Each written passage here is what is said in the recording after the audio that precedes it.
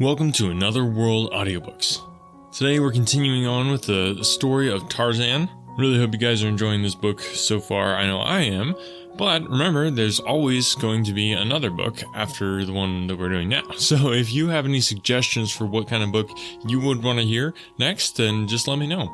And another thing to keep in mind, so far I've only done public domain books, but I'd really like to get into doing free audiobooks for indie authors. So people who are just trying to get their books off the ground, getting some name recognition. So if you or somebody you know has written something that you think might be a good fit for Another World Audiobooks, let me know. I'd love to talk to you. Just Another World Audiobooks at gmail.com.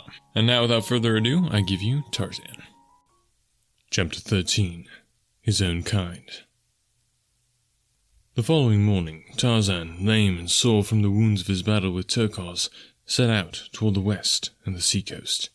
He traveled very slowly, sleeping in the jungle at night and reaching his cabin late the following morning. For several days, he moved about but little, only enough to gather what fruits and nuts he required to satisfy the demands of hunger.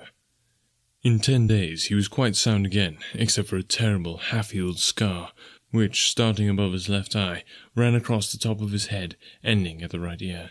It was the mark left by Turquoise when he had torn the scalp away. During his convalescence, Tarzan tried to fashion a mantle from the skin of Sabor, which had lain all this time in the cabin, but he found the hide had dried as stiff as a board, and he knew naught of tanning. He was forced to abandon his cherished plan. Then he determined to filch what few garments he could from one of the black men of Mbonga's village, for Tarzan of the Apes had decided to mark his evolution from the lower orders in every possible manner, and nothing seemed to him a more distinguishing badge of manhood than ornaments and clothing. To this end, therefore, he collected various arm and leg ornaments he had taken from the black warriors who had succumbed to his swift and silent noose, and donned them all after the way he had seen them worn. About his neck hung the golden chain from which depended the diamond-encrusted locket of his mother, the Lady Alice. At his back was a quiver of arrows, slung from a leathern shoulder belt, another piece of loot from some vanquished black. About his waist was a belt of tiny strips of rawhide, fashioned by himself as a support for the homemade scabbard in which hung his father's hunting knife. The longbow, which had been Kadonga's, hung over his left shoulder. The young Lord Greystoke was indeed a strange and warlike figure, his mass of black hair falling to his shoulders behind, and cut with his hunting knife to a rude bang upon his forehead, that it might not fall before his eyes. His straight and perfect figure, muscled as the best of ancient Roman gladiators must have been muscled, and yet with the soft and sinuous curves of a Greek god, told at a glance the wondrous combination of enormous strength with suppleness and speed. A personification was Tarzan of the Apes, of the primitive man, the hunter, the warrior.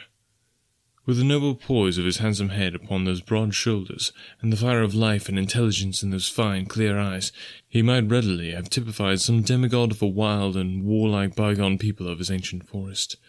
But of these things Tarzan did not think. He was worried because he had not clothing to indicate to all the jungle folk that he was a man and not an ape, and grave doubt often entered his mind as to whether he might not yet become an ape. Was not hair commencing to grow upon his face? All the apes had hair upon theirs, but the black men were entirely hairless, with very few exceptions. True, he had seen pictures in his books of men with great masses of hair upon lip and cheek and chin, but nevertheless Tarzan was afraid. Almost daily he whetted his keen knife and scraped and whittled at his young beard to eradicate this degrading emblem of apehood.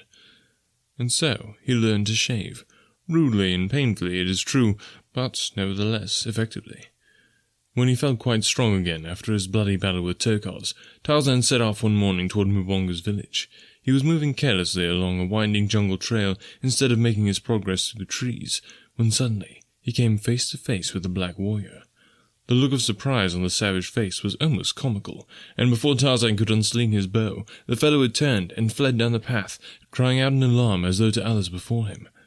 Tarzan took to the trees in pursuit, and in a few moments came in view of the men desperately striving to escape.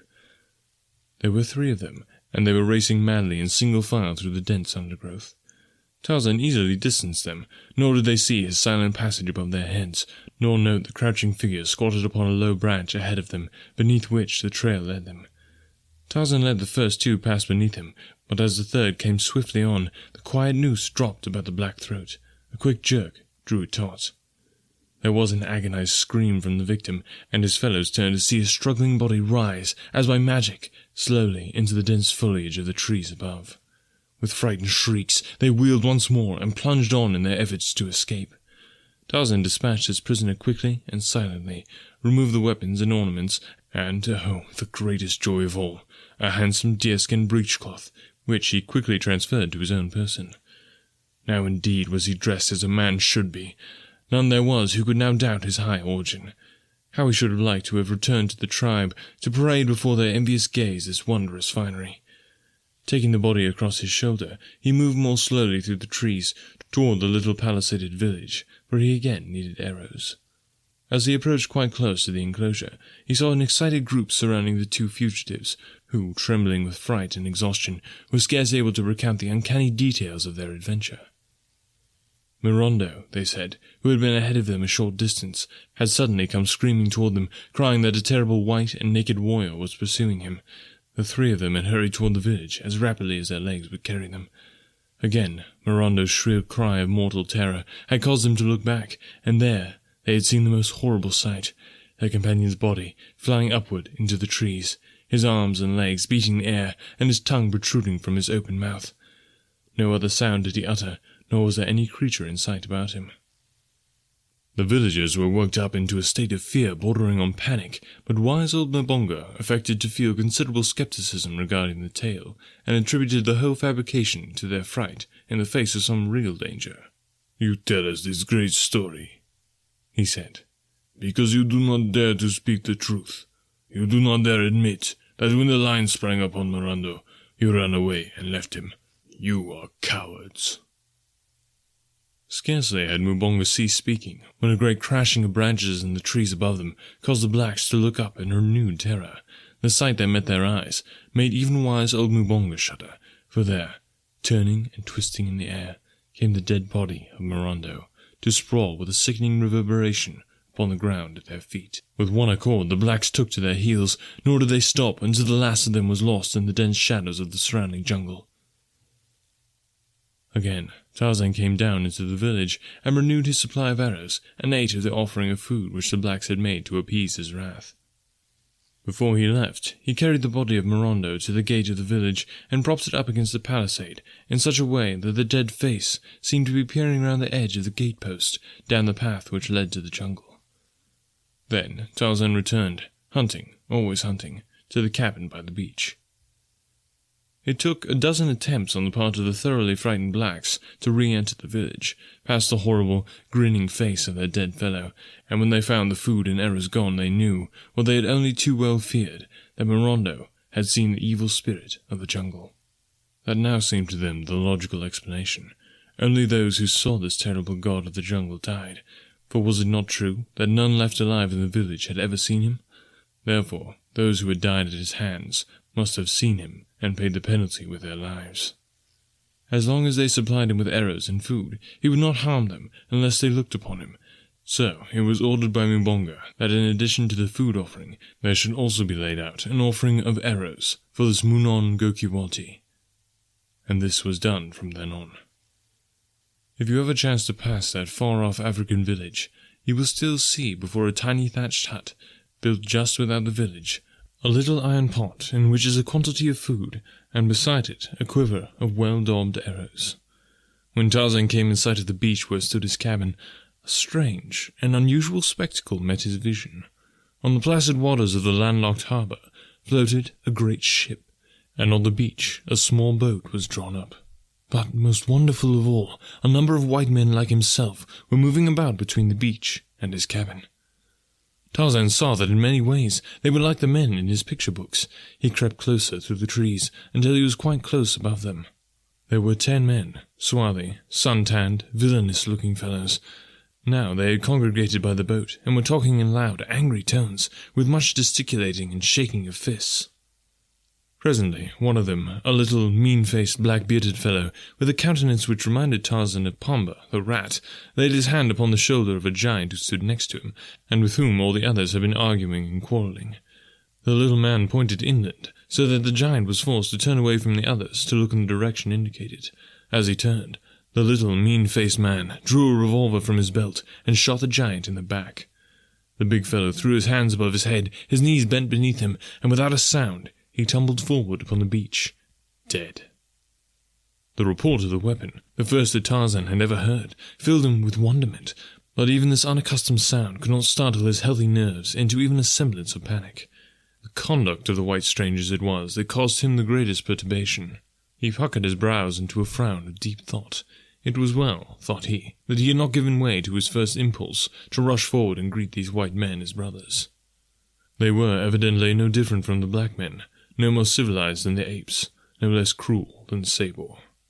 For a moment, the others stood looking at the little, mean-faced man and the giant lying dead upon the beach. Then one of them laughed and slapped the little man upon the back. There was much more talk and gesticulating, but less quarrelling. Presently, they launched the boat, and all jumped into it, and rowed away toward the great ship, where Tarzan could see other figures moving about upon the deck. When they clambered aboard, Tarzan dropped to earth behind a great tree, and crept to his cabin, keeping it always between himself and the ship. Slipping in at the door, he found that everything had been ransacked. His books and pencils strewed the floor. His weapons and shields and other little store of treasures were littered about. As he saw what had been done, a great wave of anger surged through him, and the new-made scar upon his forehead stood suddenly out, a bar of inflamed crimson against his tawny hide. Quickly he ran to the cupboard and searched in the far recess of the lower shelf. Ah! He breathed a sigh of relief as he drew out the little tin box, and, opening it, found his greatest treasures undisturbed. The photograph of the smiling, strong-faced young man and the little black puzzle book were safe. What was that? His quick ear had caught a faint but unfamiliar sound. Running to the window, Tarzan looked toward the harbour, and there he saw that a boat was being lowered from the great ship beside the one already in the water. Soon he saw many people clambering over the sides of the larger vessel and dropping into the boats. They were coming back in full force. For a moment longer, Tarzan watched while a number of boxes and bundles were lowered into the waiting boats. Then, as they shoved off from the ship's side, the ape-man snatched up a piece of paper and with a pencil printed on it for a few moments until it bore several lines of strong, well-made, almost letter-perfect characters. This notice he stuck upon the door with a small, sharp splinter of wood. Then, gathering up his precious tin box, his arrows, and as many bows and spears as he could carry, he hastened through the door and disappeared into the forest. When the two boats were beached upon the silvery sand, it was a strange assortment of humanity that clambered ashore. Some 20 souls in all there were, 15 of them rough and villainous-appearing seamen. The others of the party were of a different stamp. One was an elderly man with white hair and large-rimmed spectacles. His slightly stooped shoulders were draped in an ill-fitting, though immaculate, frock coat, and a shiny silk hat added to the incongruity of his garb in an African jungle. The second member of the party to land was a tall young man in white ducks, while directly behind came another elderly man with a very high forehead and a fussy, excitable manner. After these came a huge negress, clothed like Solomon as to colours. Her great eyes rolled in evident terror, first toward the jungle, and then toward the cursing band of sailors, who were removing the bales and boxes from the boats. The last member of the party to disembark was a girl of about 19, and it was the young man who stood at the boat's prow to lift her high and dry upon the land. She gave him a brave and pretty smile of thanks, but no words passed between them.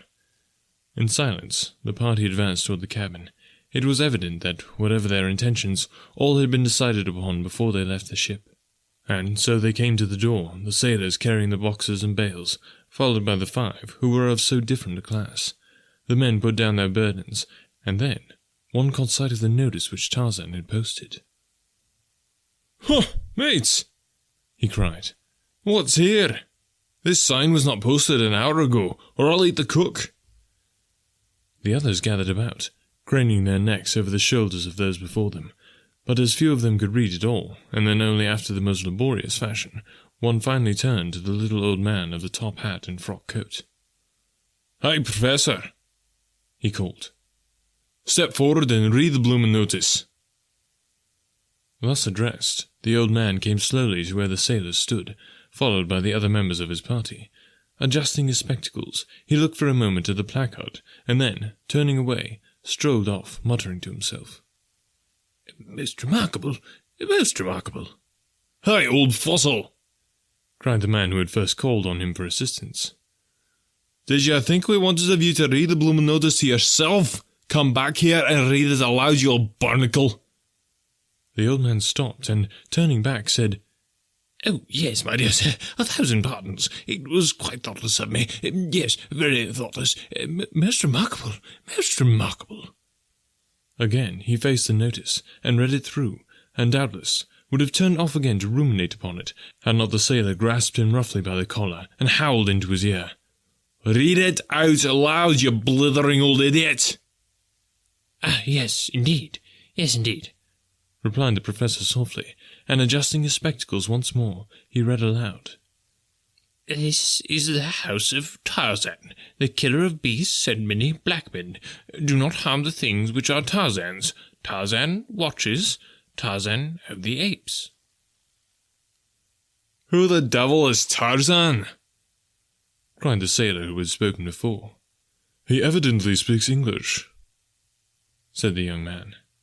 "But what does Tarzan of the Apes mean?" cried the girl. "I do not know, Miss Porter," replied the young man, "unless we have discovered a runaway simian from the London Zoo who has brought back a European education to his jungle home. What do you make of it, Professor Porter?" he added, turning to the old man.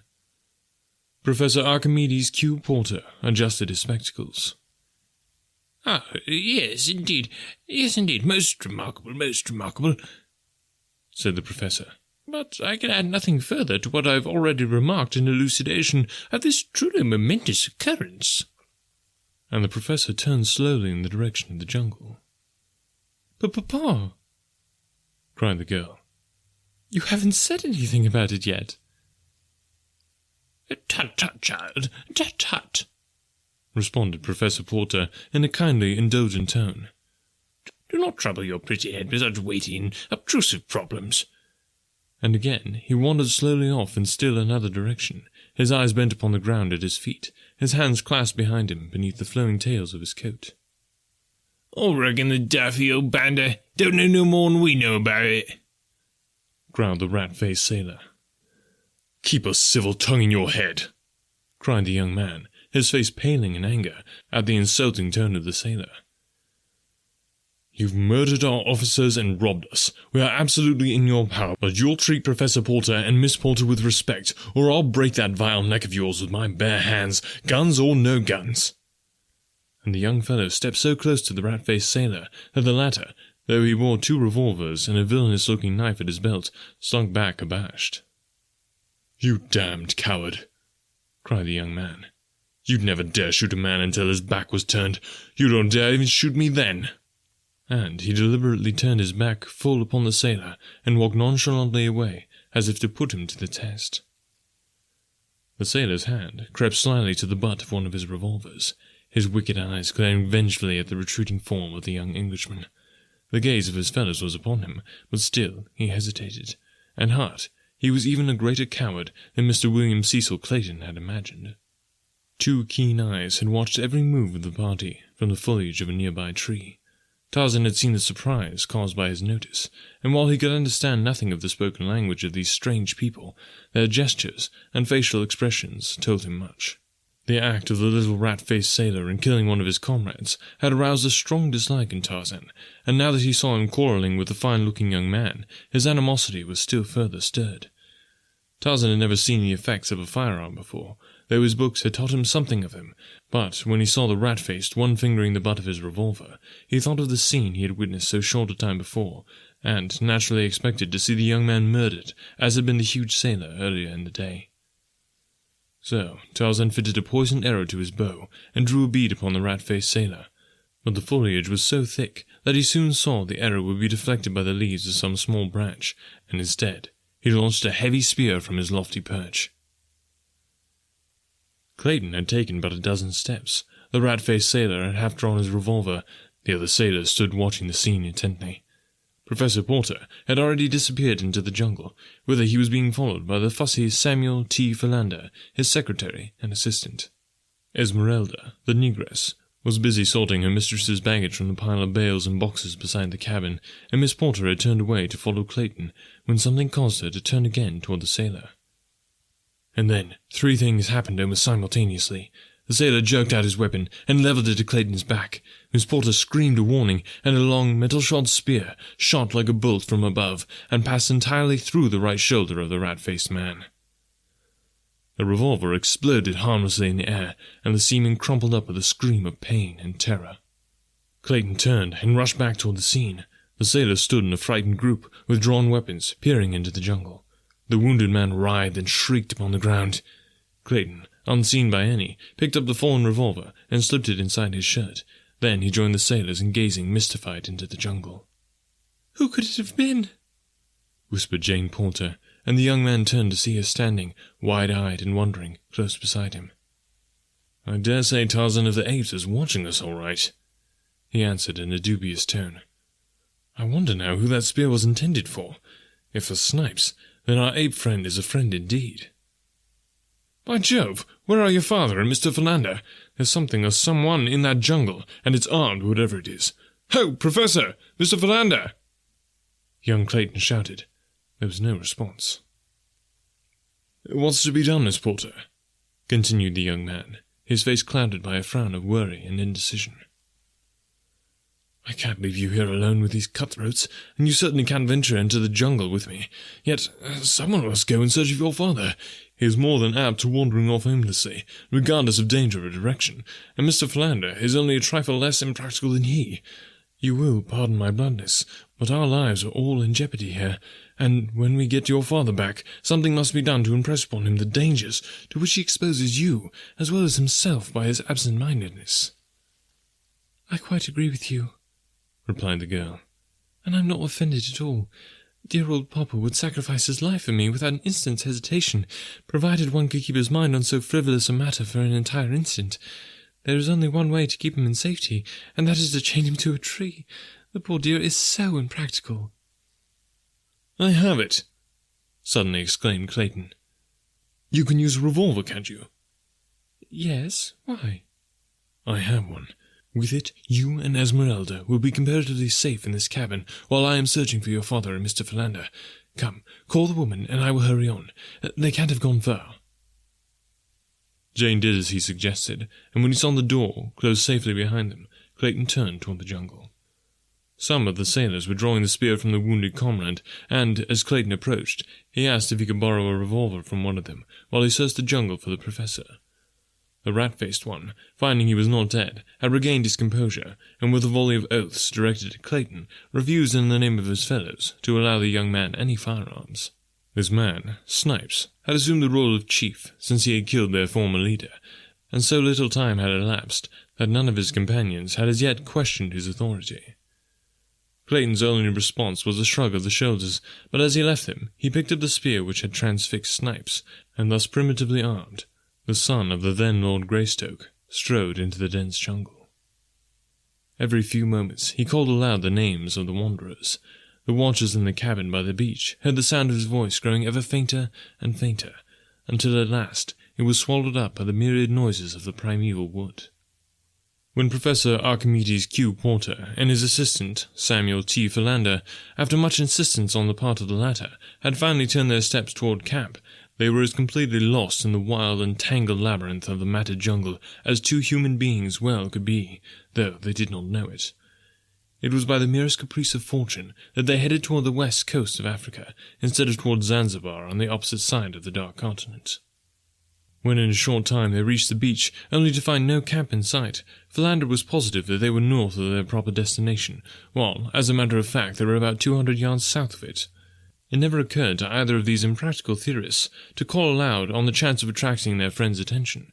Instead, with all the assurance that deductive reasoning from a wrong premise induces in one, Mr. Samuel T. Philander grasped Professor Archimedes Q. Porter firmly by the arm, and hurried the weakly protesting old gentleman off in the direction of Cape Town, 1,500 miles to the south. When Jane and Esmeralda found themselves safely behind the cabin door, the negress's first thought was to barricade the portal from the inside. With this idea in mind, she turned to search for some means of putting it into execution, but her first view of the interior of the cabin brought a shriek of terror to her lips, and like a frightened child, the huge woman ran to bury her face in her mistress's shoulder.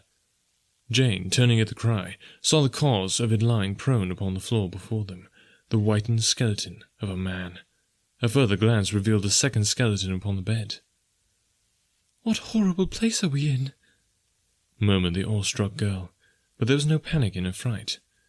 At last, disengaging herself from the frantic clutch of the still shrieking Esmeralda, Jane crossed the room to look into the little cradle, knowing what she should see there even before the tiny skeleton disclosed itself in all its pitiful and pathetic frailty. What an awful tragedy these poor mute bones proclaimed! The girl shuddered at the thought of eventualities which might lie before her and her friends in this ill-fated cabin, the haunt of mysterious, perhaps hostile beings. Quickly, with an impatient stamp of her little foot, she endeavoured to shake off the gloomy forebodings, and turning to Esmeralda, bade her cease her wailing. "Stop, Esmeralda, stop it this minute!" she cried. "You are only making it worse." She ended lamely, a little quiver in her own voice, as she thought of the 3 men upon whom she depended for protection, wandering in the depth of that awful forest. Soon the girl found that the door was equipped with a heavy wooden bar upon the inside, and after several efforts, the combined strength of the 2 enabled them to slip it into place, the first time in 20 years. Then they sat down upon a bench with their arms about each other, and waited. At the mercy of the jungle. After Clayton had plunged into the jungle, the sailors, mutineers of the Arrow, fell into a discussion of their next step, but on one point all were agreed, that they should hasten to put off to the anchored Arrow, where they could at least be safe from the spears of their unseen foe. And so, while Jane Porter and Esmeralda were barricading themselves within the cabin, the cowardly crew of cutthroats were pulling rapidly for their ship in the 2 boats that had brought them ashore.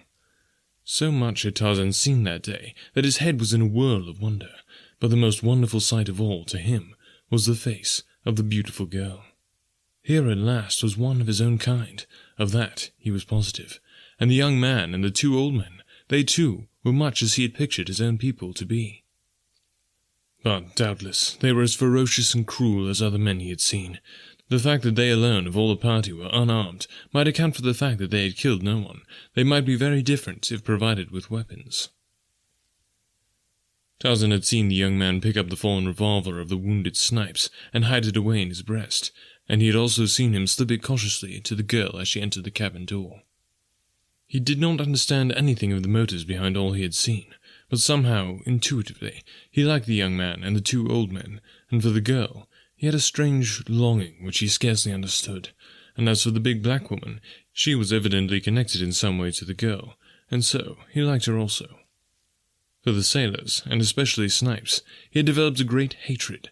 He knew by their threatening gestures, and by the expression upon their evil faces, that they were enemies of the others of the party, and so he decided to watch closely. Tarzan wondered why the men had gone into the jungle, nor did it ever occur to him that one could become lost in that maze of undergrowth, which to him was as simple as is the main street of your own hometown to you. When he saw the sailors row away toward the ship, he knew that the girl and her companion were safe in his cabin. Tarzan decided to follow the young man into the jungle and learn what his errands might be. He swung off rapidly in the direction taken by Clayton, and in a short time heard faintly in the distance the now only occasional calls of the Englishman to his friends. Presently Tarzan came up with the white man, who, almost fagged, was leaning against a tree wiping the perspiration from his forehead. The ape-man, hiding safe behind a screen of foliage, sat watching this new specimen of his own race intently. At intervals, Clayton called aloud, and finally it came to Tarzan that he was searching for the old man. Tarzan was on the point of going off to look for them himself, when he caught the yellow glint of a sleek hide moving cautiously through the jungle toward Clayton. It was Sheeta, the leopard. Now Tarzan heard the soft bending of grasses, and wondered why the young white man was not warned. Could it be that he had failed to note the loud warning? Never before had Tarzan known Sheeta to be so clumsy. No, the white man did not hear. Sheeta was crouching for the spring, and then, shrill and horrible, there rose from the stillness of the jungle the awful cry of the challenging ape, and Sheeta turned, crashing into the underbrush. Clayton came to his feet with a start. His blood ran cold. Never in all his life had so fearful a sound smote upon his ears. He was no coward, but if ever man felt the icy fingers of fear upon his heart, William Cecil Clayton, eldest son of Lord Greystoke of England, did that day in the fastness of the African jungle. The noise of some great body crashing through the underbrush so close to him, and the sound of that blood-curdling shriek from above, tested Clayton's courage to the limit, but he could not know that it was to that very voice he owed his life, nor that the creature who hurled it forth was his own cousin, the real Lord Greystoke. The afternoon was drawing to a close, and Clayton, disheartened and discouraged, was in a terrible quandary as to the proper course to pursue, whether to keep on in search of Professor Porter, at the almost certain risk of his own death in the jungle by night, or to return to the cabin, where he might at least serve to protect Jane from the perils which confronted her on all sides. He did not wish to return to camp without her father. Still more, he shrank from the thought of leaving her alone and unprotected in the hands of the mutineers of the Arrow, or to the 100 unknown dangers of the jungle. Possibly, too, he thought, the Professor and Philander might have returned to camp.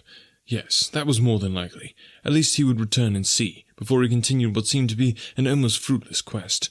And so he started, stumbling back through the thick and matted underbrush in the direction that he thought the cabin lay.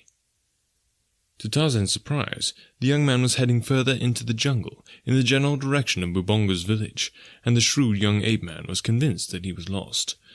To Tarzan this was scarcely comprehensible. His judgment told him that no man would venture toward the village of the cruel blacks, armed only with a spear which, from the awkward way in which he carried it, was evidently an unaccustomed weapon to this white man. Nor was he following the trail of the old men. That they had crossed and left long since, though it had been fresh and plain before Tarzan's eyes. Tarzan was perplexed. The fierce jungle would make easy prey of this unprotected stranger in a very short time if he were not guided quickly to the beach. Yes, there was Numa, the lion, even now, stalking the white man a dozen paces to the right. Clayton heard the great body paralleling his course, and now there rose upon the evening air the beast's thunderous roar. The man stopped with upraised spear and faced the brush from which issued the awful sound. The shadows were deepening, darkness was settling in. God, to die here alone, beneath the fangs of wild beasts, to be torn and rended, to feel the hot breath of the brute on his face as the great paw crushed down upon his breast. For a moment all was still. Clayton stood rigid and raised the spear. Presently a faint rustling of the brush apprised him of the stealthy creeping of the thing behind. It was gathering for the spring. At last he saw it, not 20 feet away, the long, lithe, muscular body and tawny head of a huge, black-maned lion. The beast was upon its belly, moving forward very slowly. As its eyes met Clayton's, it stopped, and deliberately, cautiously, gathered its hind quarters behind it. In agony, the man watched, fearful to launch his spear, powerless to fly. He heard a noise in the tree above him. Some new danger, he thought, but he dared not take his eyes from the yellow-green orbs before him. There was a sharp twang of a broken banjo string, and at the same instant an arrow appeared in the yellow hide of the crouching lion. With a roar of pain and anger, the beast sprang, but somehow Clayton stumbled to one side, and as he turned again to face the infuriated king of beasts, he was appalled at the sight which confronted him. Almost simultaneously with the lion's turning to renew the attack, a half-naked giant dropped from the tree above squarely on the brute's back. With lightning speed, an arm that was banded layers of iron muscle encircled the huge neck, and the great beast was raised from behind, roaring and pawing the air, raised as easily as Clayton would have lifted a pet dog. The scene he witnessed there in the twilight depths of the African jungle was burned forever into the Englishman's brain. The man before him was the embodiment of physical perfection and giant strength, yet it was not upon these he depended in his battle with the great cat, for mighty as were his muscles, they were as nothing by comparison to Numa's. To his agility, to his brain, and to his long keen knife he owed his supremacy. His right arm encircled the lion's neck, while the left hand plunged the knife time and again into the unprotected side behind the left shoulder. The infuriated beast, pulled up and backwards until he stood upon his hind legs, struggled impotently in this unnatural position. Had the battle been a few seconds longer duration, the outcome might have been different, but it was all accomplished so quickly that the lion had scarce time to recover from the confusion of its surprise ere it sank lifeless to the ground. Then this strange figure which had vanquished it stood erect upon the carcass, and throwing back the wild and handsome head, gave out the fearsome cry which a few moments earlier had so startled Clayton. Before him he saw the figure of a young man, naked except for a loin-cloth and a few barbaric ornaments about arms and legs. On the breast, a priceless diamond locket gleaming against the smooth brown skin. The hunting knife had been returned to its homely sheath, and the man was gathering up his bow and quiver from where he had tossed them when he leaped to attack the lion. Clayton spoke to the stranger in English, thanking him for his brave rescue, and complimenting him on the wondrous strength and dexterity he had displayed, but the only answer was a steady stare and a faint shrug of the mighty shoulders, which might betoken either disparagement of the service rendered, or ignorance of Clayton's language. When the bow and quiver had been slung to his back, the wild man, for such now Clayton thought him, once more drew his knife and deftly carved a dozen large strips of meat from the lion's carcass. Then, squatting upon his haunches, he proceeded to eat, first motioning Clayton to join him. The strong white teeth sank into the raw and dripping flesh in apparent relish of the meal, but Clayton could not bring himself to share the uncooked meat with his strange host. Instead, he watched him, and presently there dawned upon him the conviction that this was Tarzan of the Apes, whose notice he had posted upon the cabin door that morning. If so, he must speak English. Again, Clayton attempted speech with the ape-man, but the replies, now vocal, were in a strange tongue, which resembled the chattering of monkeys, mingled with the growling of some wild beast. Now, this could not be Tarzan of the Apes, for it was very evident that he was an utter stranger to English. When Tarzan had completed his repast, he rose, and, pointing a very different direction from that which Clayton had been pursuing, started off through the jungle toward the point he had indicated. Clayton, bewildered and confused, hesitated to follow him, for he thought he was but being led more deeply into the mazes of the forest. But the ape-man, seeing him disinclined to follow, returned, and grasping him by the coat, dragged him along until he was convinced that Clayton understood what was required of him. Then he left him to follow voluntarily. The Englishman, finally concluding that he was a prisoner, saw no alternative open but to accompany his captor, and thus they travelled slowly through the jungle, while the sable mantle of the impenetrable forest night fell about them, and the stealthy footfalls of the padded paws mingled with the breaking of twigs and the wild calls of the savage life that Clayton felt closing in upon him. Suddenly, Clayton heard the faint report of a firearm, a single shot, and then silence. In the cabin by the beach, two thoroughly terrified women clung to each other as they crouched upon the low bench in the gathering darkness. The negress sobbed hysterically, bemoaning the evil day that had witnessed her departure from her dear Maryland, while the white girl, dry-eyed and outwardly calm, was torn by inward fears and forebodings. She feared not more for herself than for the three men whom she knew to be wandering in the abysmal depths of the savage jungle, from which she now heard issuing the almost incessant shrieks and roars, barkings and growlings of as terrifying and fearsome denizens as they sought their prey.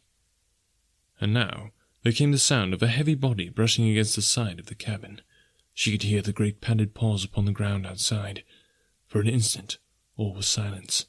Even the bedlam of the forest died to a faint murmur. Then she distinctly heard the beast outside sniffing the door, not 2 feet from where she crouched. Instinctively the girl shuddered and shrank closer to the black woman. "Hush!" she whispered. "Hush, Esmeralda!" For the woman's sobs and groans seemed to have attracted the thing that stalked there just beyond the thin wall. A gentle scratching sound was heard on the door. The brute tried to force an entrance, but presently this ceased, and again she heard the great pads creeping stealthily around the cabin. Again they stopped, beneath the window on which the terrified eyes of the girls now glued themselves. "God!" she murmured, for now, silhouetted against the moonlit sky beyond, she saw framed in the tiny square of the latticed window the head of a huge lioness. The gleaming eyes were fixed upon her with intent ferocity. "Look, Esmeralda!" she whispered. "For God's sake, what shall we do? Look, quick, the window!" Esmeralda, cowering still closer to her mistress, took one frightened glance toward the little square of moonlight, just as the lioness emitted a low, savage snarl. The sight that met the poor woman's eyes was too much for the already overstrung nerves. She shrieked and slid to the floor, an inert and senseless mass. For what seemed an eternity, the great brute stood with its forepaws upon the sill, glaring into the little room. Presently it tried the strength of the lattice with its great talons. The girl had almost ceased to breathe, when, to her relief, the head disappeared, and she heard the brute's footsteps leaving the window.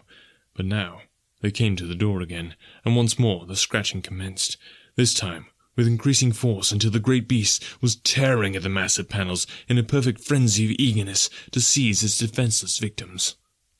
Could Jane have known the immense strength of that door, built piece by piece, she would have felt less fear of the lioness reaching her by this avenue.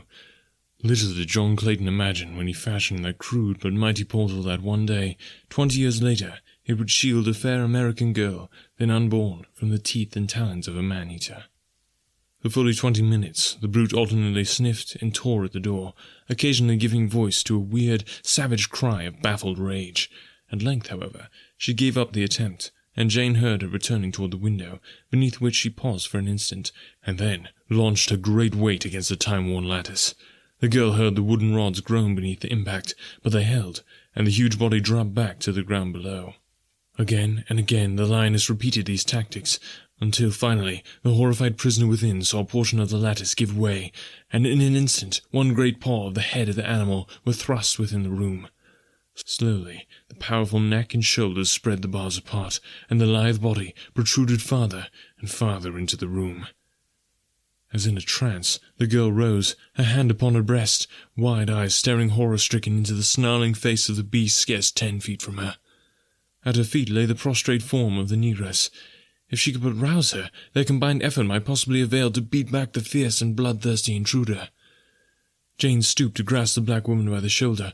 Roughly, she shook her. "Esmeralda! Esmeralda!" she cried. "Help me or we're lost!" Esmeralda opened her eyes. The first object they encountered was the dripping fangs of the hungry lioness. With a horrified scream, the poor woman rose to her hands and knees, and in this position scurried across the room, shrieking at the top of her lungs. Esmeralda weighed some 280 pounds, and her extreme haste, added to her extreme corpulency, produced the most amazing result when Esmeralda elected to travel on all fours. For a moment, the lioness remained quiet, with intense gaze directed upon the flitting Esmeralda, whose goal appeared to be the cupboard, into which she attempted to propel her huge bulk.